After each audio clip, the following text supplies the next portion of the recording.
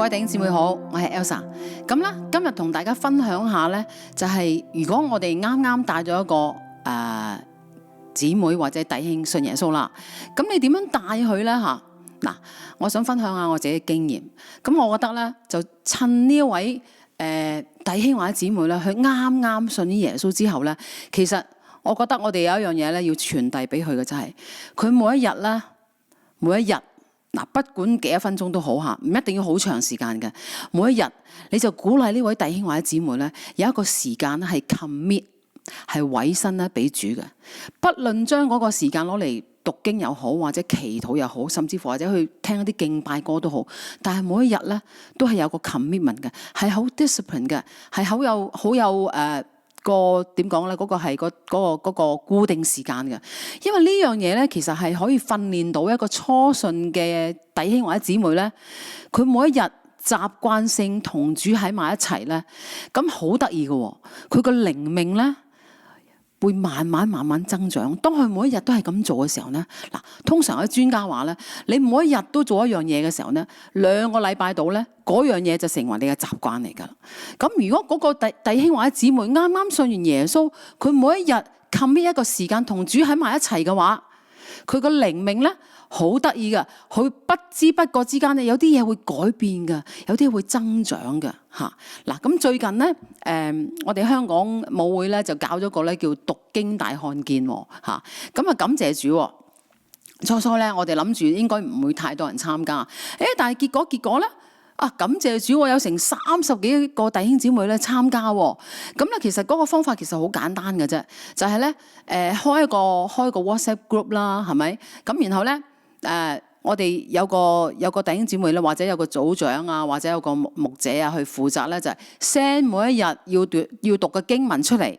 咁然後咧就弟兄姊妹咧就每一日咧讀完嗰段經文之後咧，就個咧就 send 翻個 message 出嚟，就淨話我讀完啦咁樣登咁樣。咁你發覺咧嗱，呢個係一個好簡單嘅動作嚇，但係咧當你每一日咧你睇到個 group 之後咧，咁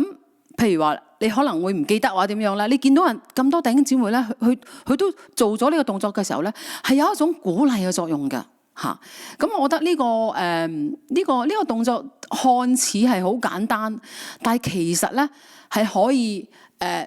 幫助到咧弟兄姊妹唔一定係初信嘅，甚至乎有啲弟兄姊妹咧係信咗好多年嘅，但係佢可能從來都冇試過每一日 commit 去讀經，而呢一個計劃咧，呢個讀經大看見咧就可以幫助啲弟兄姊妹咧係喺1年之內咧讀完成本聖經嘅。咁呢個咧對於好多人嚟講咧都係一個 accomplishment 嚟㗎，真係好唔錯㗎。因為咧，我記得我自己以前信耶穌咧，成日都話讀經，但係通常咧1年開始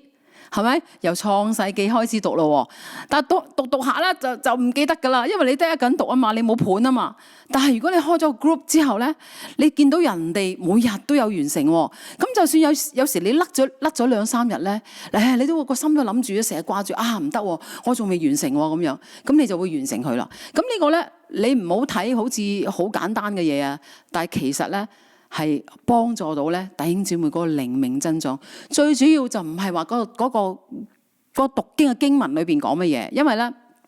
呢個計劃裏邊咧，每日都係讀大概3至，有時讀3章，有時讀4章啊咁樣啦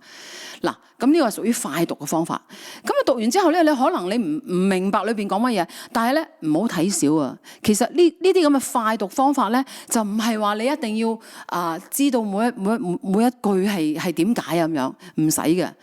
最主要係咩咧？最主要係嗰個 commitment 啊！最主要係你每一日咧，你有一個時間咧，去同主喺埋一齊。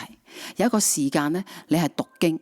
呢樣嘢先係最緊要咯嚇。咁希望咧咁少嘅 tips 可以鼓勵到弟兄姊妹，或者你唔需要係教會形式㗎，或者你幾個朋友一齊咧，你想開始咁樣，亦都可以㗎。2025年又係一個新嘅開始。咁希望咧喺呢年裏邊咧，大家弟兄姊妹，我哋做一樣嘢係以前冇做過嘅，而呢樣嘢咧肯定咧係神中意嘅。你對於你自己嘅靈命嚟講咧，又係一種嗰個成就，好嘛 ？OK。希望呢一集嘅分享可以幫到你，我哋下一集再見。記得我哋信嘅耶穌咧係又真又活嘅神。下一次再見，祝福你，拜拜。總之3年前我去個佈道會做個決志祈禱，我可以上天堂都得㗎啦，而家做乜都得㗎啦，神會寬恕㗎，即係呢啲態度唔要得啦，即係亦都唔會被接受啦。